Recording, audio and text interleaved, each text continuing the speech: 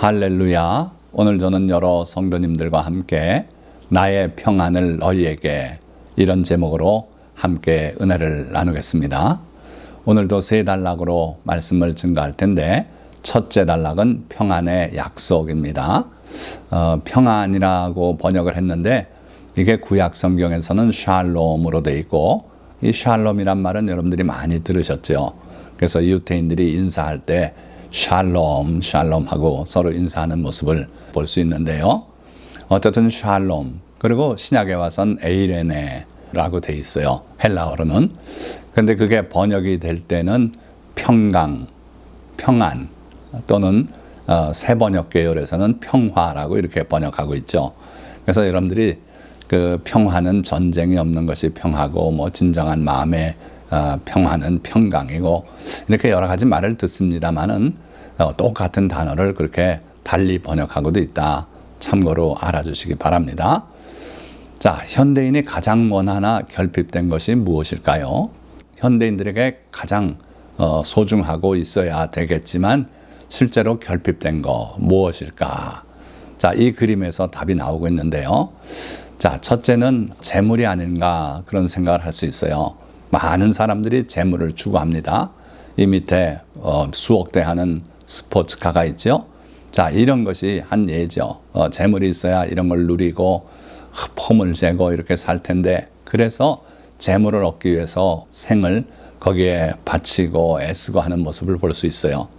자, 그런가 하면 그거 가진 부족하고 그거보단 명예가 더 소중한 것 아닌가 이런 생각을 갖고 명예를 추구하는 분들도 계시고요. 또는 쾌락을 가장 중요한 것으로 그렇게 생각하는 분들도 있는 것 같고요. 또 건강을 잃으면 모든 것을 잃는 것이라고 그런 말도 있듯이 건강을 가장 원하고 있지 않은가 이런 생각들을 할 수 있는데 실제로는 우리에게 꼭 필요하고 원하지만 결핍된 상태로 있는 것이 무엇일까? 성경은 그게 샬롬이라는 교훈을 우리에게 주고 있어요. 바로 평안이 우리 현대인들에게 가장 결핍된 그런 요소 아니겠는가. 그래서 오늘은 어떻게 하면은 우리 주 예수 그리스도로부터 오는 참된 평안을 우리가 얻고 또 이 혼란한 세상에서 승리하며 살 수 있겠는가. 오늘 이걸 함께 생각해 보자 합니다. 자, 예수님께서 마지막 날 잡히시기 전에 제자들에게 고별 설교를 하시면서 평안을 너희에게 끼치노니 곧 나의 평안을 너희에게 주노라. 내가 너희에게 주는 것은 세상이 주는 것과 같지 아니하니라. 너희는 마음에 근심하지도 말고 두려워하지도 말라. 요한복음 14장 27절의 말씀입니다. 자, 여기 분명히 예수님께서 평안을 우리에게 끼친다 그랬어요. 그런데 그 평안이 어떤 평안인가 설명하시기를 나의 평안이다 그러셨어요. 자, 이 날이 무슨 날입니까? 바로 예수님 잡히시던 그날 밤입니다. 십자가에 못 박히기 전날 밤이죠. 그런데 나의 평안을 주신다 그랬어요. 오늘 밤에 잡혀서 내일은 십자가에 못 박히고 그러고 죽었다 사흘 만에 부활해야 되고 이런 것들을 다 알고 있다면 어쩌면 우리에겐 평안이 없을 것 같아요. 불안이 있고 염려가 있고 근심이 있고 그럴 거 아닙니까? 그런데 예수님은 뜻밖에도 나의 평안을 너희에게 주노라 그렇게 말씀하고 계세요. 그런데 그 예수님께서 우리에게 주시고자 하는 평안은 세상이 주는 것과 같지 않다고 말씀하셨어요. 뒤집어서 얘기하자면 세상도 우리에게 어느 정도의 평안을 준다는 거예요. 말하자면 재물이 많은 사람은요 마음이 느긋한 것 같아요. 그래서 요즘 같은 경제가 혼란하고 어려운 이런 세상에서도 별로 염려하지 않고 이전에 IMF 구제금융 시대에도 길거리가 한산하고 식당이 다 비고 할 때 그 경제적인 여유가 넘치는 분들은요 굉장히 좋아했대요. 길이 안 막히고 어디 가나 사람 대접받고 그래서 세상도 우리에게 어느 정도의 평안을 주는 것 같지요. 그러나 세상이 주는 것과 같지 않은 주님의 평안을 주시겠다 그랬어요. 세상의 평안은 잠시예요. 그러다가 얼마 있으면은 그 재물이 독수리가 날개를 내어서 나는 것처럼 날아간다 그랬어요. 그렇게 되고 나면 그 재물이 주던 평안 같은 것은 온데간데 없이 사라지죠. 그러나 우리 주 예수 그리스도께서 우리에게 내려주시는 평안은, 남겨주고 가신 평안은 우리가 영원토록 누릴 그런 평안이에요. 자, 그런데 우리가 주님의 평안을 누릴 때는 우리 마음속에 근심도 두려움도 있을 자리가 없다는 거예요. 실제로는 우리의 마음속에 주님의 평안이 있으면서도 근심이 있고 두려움이 있을 수 있어요. 그러나 주님은 그 근심과 두려움은 다 내쫓길 원하셔요. 자, 우리가 또 뒤에 가서 다시 보기로 하고, 그런데 왜 하필 그날에 가서 이 말씀을 하셨을까? 많은 기회가 있지 않았겠습니까? 그런데 십자가를 앞에 놓고 굳이 평안을 말씀하셨는가? 왜 하필 그날입니까? 이때가 제자들에게도 불안이 있고 염려가 있고 근심이 있었기 때문이에요. 예수님께서 미리 자꾸 말씀하셨어요. 인자가 대제사장들에게 팔리고 그렇게 해서 십자가에 못 박혀 죽고 사흘 만에 다시 죽은 자 가운데서 살아나야 하리라. 그런 말씀을 할 때 제자들은 그게 이해가 안 됐고 염려와 근심이 그들에게 자리 잡았어요. 그때 주님은 이 말씀을 하신 거예요. 그러니까 우리가 염려와 근심에 휩싸여 있을 때 주님은 우리에게 평안을 약속하셨고, 오늘 우리에게도 그래요.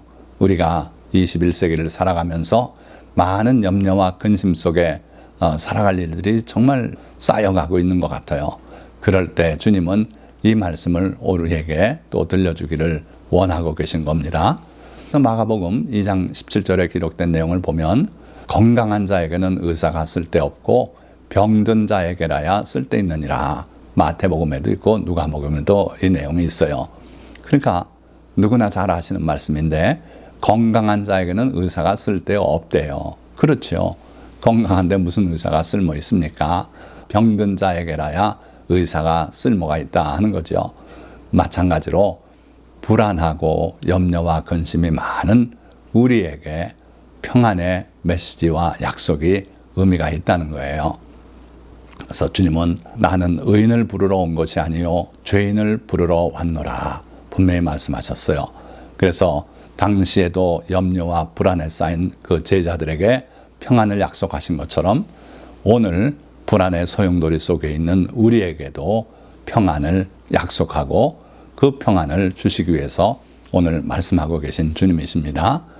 자, 이 당시에 제자들의 근심, 염려가 어땠는가 보면은 요한복음 20장 19절 말씀, 이날 곧 안식 후 첫날 저녁 때에 제자들이 유대인들을 두려워하여 모인 곳의 문들을 닫았더니 예수께서 오사 가운데 서서 이르시되 너희에게 평강이 있을지어다.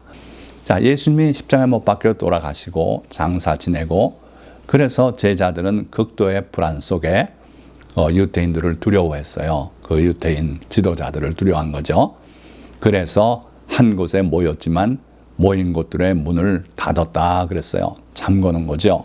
그러고 불안 가운데서 소리 죽여서 이야기를 하는데 그때 예수님께서 그 가운데 부활의 몸으로 나타나셨어요. 그러니까 분명히 제자들은 예수님이 십자가에 못 박히시기 전부터 못 박히실 때 또 그리고 못 박히고 이틀 지나고 주일날이 되고 이러고서도 여전히 불안과 두려움 속에 있었어요.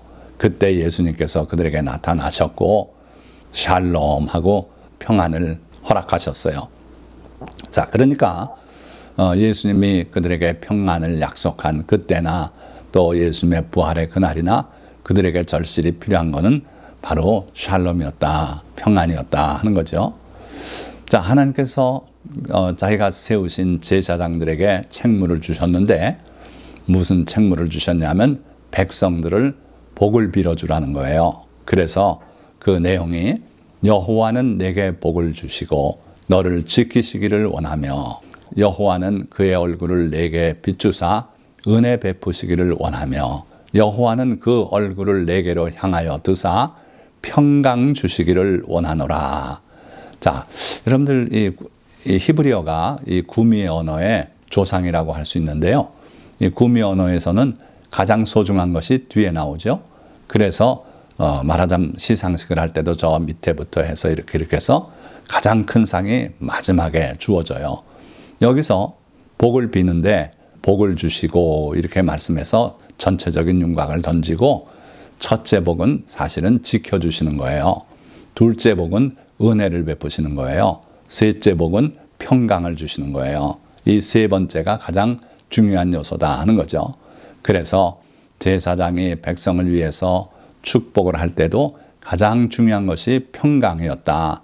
그래서 여러분들 현대인이 가장 원해야 하고 그러나 결핍되어 있는 게 사실은 이 평강이다, 샬롬이다, 평안이다 하는 거죠.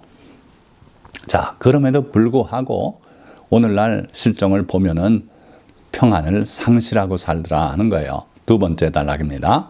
참 평안을 상실한 현대인. 자, 여기 제가 자주 쓰는 사진이죠. 물론 이게 연출한 사진인 것 같습니다. 한 사람이 담벼락 밑에 앉아서 아주 고민하는 가운데 저 하늘에서는 번개가 치고 있고 이게 바로 죄인의 모습이다 이거예요.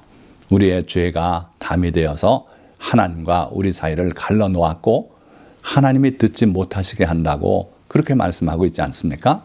그러니까 이게 죄인의 모습이에요.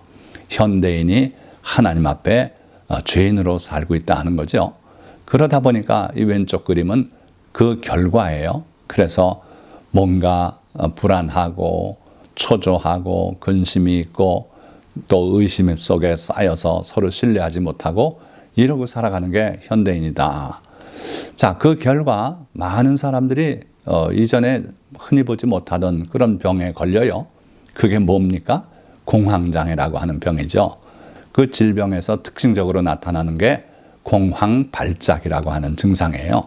어느 순간 갑자기 죽음의 두려움이 찾아오고요. 그러고 숨을 못 쉬겠고 심장이 뛰고 위험한 상태에 빠진다 그래요. 이 공황장애에 걸려있는 환자들의 이야기를 들어보면 지금 현재 큰 문제가 있는 건 아닙니다. 그런데 언제 공황발작이 나타나서 자기가 쓰러지고 병원으로 실려가고 이웃에게 큰 폐해를 끼치고 이럴지 몰라서 그래서 상시 두려움 속에 산대요. 이게 공황장애랍니다. 그러니까 두려움의 병이죠. 그런데 뭘 두려워하는가 사람마다 달라요. 그래서 어둠을 두려워하는 사람도 있고요. 또 새를 무서워하는 사람도 있어요. 새가 와서 나를 쪼아먹는다고 그런 두려움을 갖기도 하고 또는 이 좁은 공간에 들어가면 또 불안해하고 이런 경우들이 있죠. 자, 그런데 이 공황장애가 연예인의 병처럼 이렇게 오해되기도 해요. 왜 그러냐면 유명한 연예인들이 많이 공황장애에 걸려 살고 있어요. 그래서 심지어 연예인들의 공황장애 협회가 있대요. 그래서 그 협회장이 누구라 그러고 이렇게 보도된 적이 있는데요. 방송을 중단해야 할 정도로 이게 심한 병이라고 합니다. 자, 왜 이런 병이 옵니까? 현대인들의 이 두려움의 근원은 무엇일까요? Tomorrow is the root of fear. 내일이 두려움의 뿌리다. 왜 내일이 두려움의 뿌리입니까? 아니, 내일 없이 산 날이 언제 있었습니까? 없죠. 옛날에도 다 내일이 있었는데 내일이 불확실한 시대가 지금 됐어요. 어떤 일이 일어날는지 아무도 예측을 못하는 그런 상황 속에 우리가 하루하루를 살고 있다는 거예요. 경제 상황도 자꾸 바뀌고요. 과학이 발전하고 지식이 쌓이고 하면서 새로운 직업이 나오고 이전 직업은 다 이제 지나간 직업이 되고 심지어 AI가 등장해서 우리의 직업을 빼앗아갈 것 같고 막 이러다 보니까 청년층이 매우 불안해요. 앞날에 대한 확신이 없어요. 그리고 화산이 터지기도 하고 기상이변으로 많은 재난이 닥치고 있어요. 그래서 현대인들은 정말 내일에 대한 두려움을 가지고 살고 있다. 내일이 두려움의 뿌리가 되어서 살고 있다 하는 거죠. 자, 그러나 하나님의 해석은 그렇지 않아요. 우리 인간을 창조하시고 인간의 속을 다 아시는 하나님께서는 내일이 두려움의 뿌리다 이렇게 말씀 안 하고요. 여호와께서 말씀하시되 악인에게는 평강이 없다 하셨느니라. 이 말씀을 이사야서 48장 22절 또 57장 21절에서 동일하게 두 번을 말씀하고 계세요. 악인이기 때문에 평강이 없다는 거예요. 미래를 예측하기 어려워서 평강이 없고 두려움이 있냐? 아니다. 악인이 되었기 때문에 평강이 없다 하는 말씀이에요. 그래서 우리가 죄인으로 살고 있고 하나님을 등지고 살고 있고 우리의 기도가 하나님께 상달되지 않고 이러니까 불안 속에 살게 된다 하는 거예요. 자, 도대체 무슨 악을 저질렀기에 우리 현대인들이 하나님 앞에 악인이라고 고백할 수밖에 없습니까? 예레미야 2장 13절에 내 백성이 두 가지 악을 행하였나니 곧 그들이 생수에 근원되는 나를 버린 것과 스스로 웅덩이를 판 것인데 그것은 그물을 가두지 못할 터진 웅덩이들이니라. 두 가지 악을 행했대요. 첫째는 생수에 근원된 하나님, 나를 버린 것. 우리가 하나님을 등지고 사는 것이 첫째 죄다 하는 것이고요. 둘째는 스스로 웅덩이를 판 것인데 우리의 지혜로 살아가겠다고 하나님의 지혜, 하나님의 말씀은 다 내버리고 그러고 우리 스스로 우리의 길을 개척해 나갔다는 거예요. 그런데 유감스럽지만 우리가 판 그것은 그물, 생수를 가두지 못할 터진 웅덩이들이니라. 그래서 하나님을 내버리고 우리 인간 스스로 우물을 파고 이것이 결국 우리의 악이다. 하나님은 이렇게 보고 계세요. 그래서 요한복음 3장 36절은 아들을 믿는 자에게는 영생이 있고 아들에게 순종하지 아니하는 자는 영생을 보지 못하고 도리어 하나님의 진노가 그 위에 머물러 있느니라. 자, 이렇게 하나님을 등지고 그리고 우리 스스로 웅덩이를 파고 또 우리의 구원을 위해서 보내주신 하나님의 아들 예수 그리스도에게 순종하지 않고 거역하고 이렇게 되면은 결국 하나님의 사랑이 아닌 하나님의 진노가 그 위에 머물러 있게 된다 하는 거예요. 그러니 하나님의 진노를 머리에 이고 사는 존재가 평안이 있겠습니까? 그래서 현대인들이 마음에 불안이 있고 염려가 있고 근심이 있고 그런 가운데 공황 장애도 있고 이런 거예요. 자, 마지막 세 번째 단락입니다. 거짓 평강에 빠지지 않고 참 평안을 회복하는 길.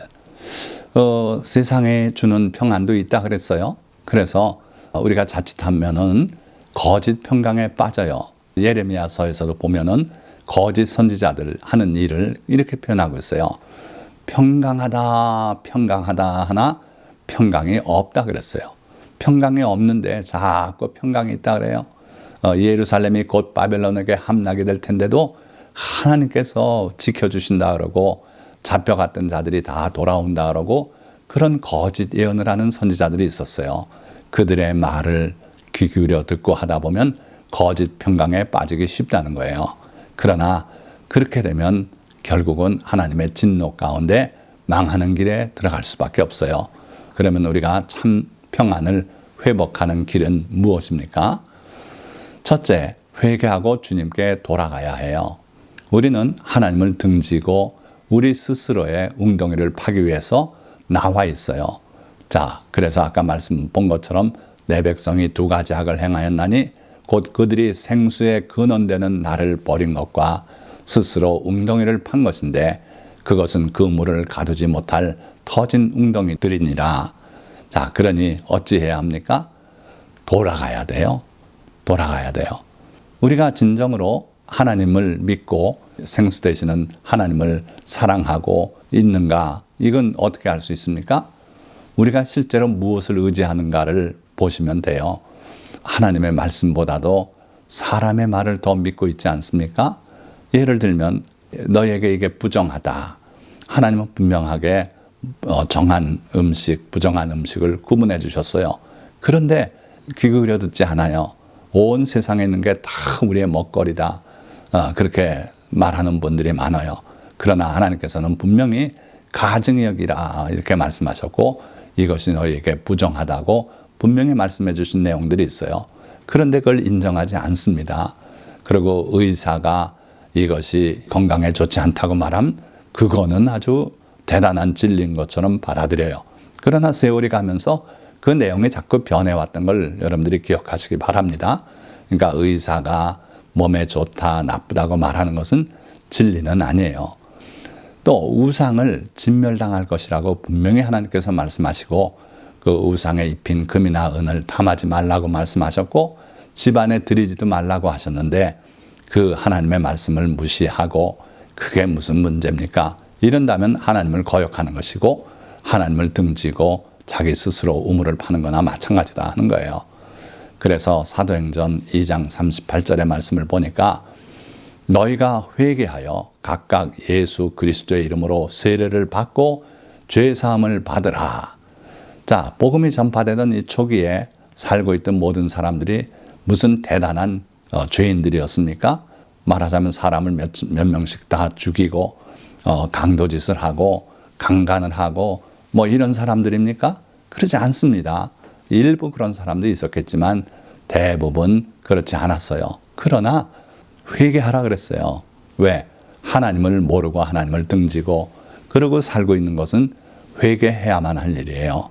그래서 예수 그리스도의 이름을 믿고 세례를 받음으로써 죄사함을 얻어서 하나님의 백성이 되라는 거예요. 자, 그러고 나서 두 번째, 의심과 두려움을 내쫓아야 해요. 그래서 여러분들 잘 아시는 베드로가 한밤중에 물 위로 걸어오시는 예수님을 보고 자기 보고도 오라고 하라고 부탁을 했어요. 그때 예수님께서 오라. 그러자 베드로가 배에서 내려 물 위로 걸어서 예수께로 갔다 그랬어요. 다 가진 못했어요. 왜? 바람을 보고 무서워 빠져가는지라. 가는 도중에 바람을 바라보기 시작했어요. 예수님을 바라보고 나갈 때는 물 위를 걸어서 나갔는데 바람을 보고 두려움이 마음에 확 일어나니까 물에 빠져들어갔다는 거예요. 예수님께서 물론 건져주셨지만 우리가 마음에 두려움을 받아들이고 근심 걱정을 받아들이고 이러면은 결국은 가라앉을 수밖에 없어요. 그래서 의심과 두려움과 근심, 염려 이런 것들은 예수 그리스도의 이름으로 내쫓아야 돼요. 그런 생각이 들 때마다 사탄아 물러가라 하고 예수님의 이름으로 물리치면은 염려와 근심과 두려움이 눈 녹듯이 녹아지고 주님이 주시는 평강이 우리 마음을 채울 줄 믿습니다. 자, 세 번째 마지막 하나님의 계명, 명령에 주의해야 돼요. 이사야 48장 18절 말씀 보니까 내가 나의 명령에 주의하였더라면 내 평강이 강과 같았겠고 분명히 이렇게 말씀했어요. 우리가 하나님의 명령, 하나님의 계명에 귀를 기울이지 않아서 우리에게 평강이 없었다는 거예요. 그래서 나의 명령에 주의하였더라면 내 평강이 강과 같았을 것이다. 그리고 내 공의가 바다 물결 같았을 것이며 이렇게 말씀하고 있어요. 자, 어떤 명령이 있습니까? 다 하시는 거예요. 10계명. 나 외에는 다른 신들을 내게 두지 말라. 너를 위하여 새긴 우상을 만들지 말고 어떤 형상도 만들지 말며 그것들에 절하지 말며 그것들을 섬기지 말라. 우상에 관한 계명은 이렇게 세 계명으로 나눠져 있다는 걸 기억하시기 바라요. 만들지 말아야 돼요. 절하지 말아야 돼요. 섬기지 말아야 돼요.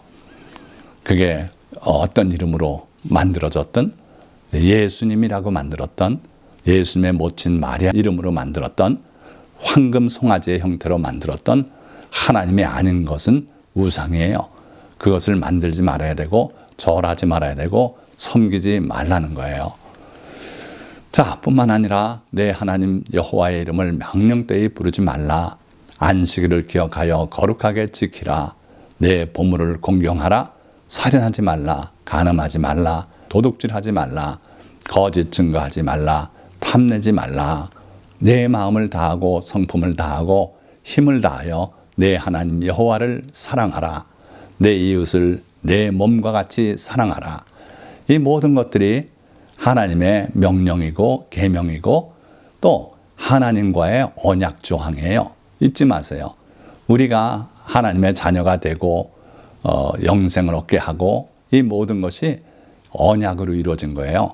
예수 그리스도의 보혈을 믿고 하나님의 백성이 되어서 하나님의 계명대로 살아가야 그것이 우리에게 이루어지는 겁니다.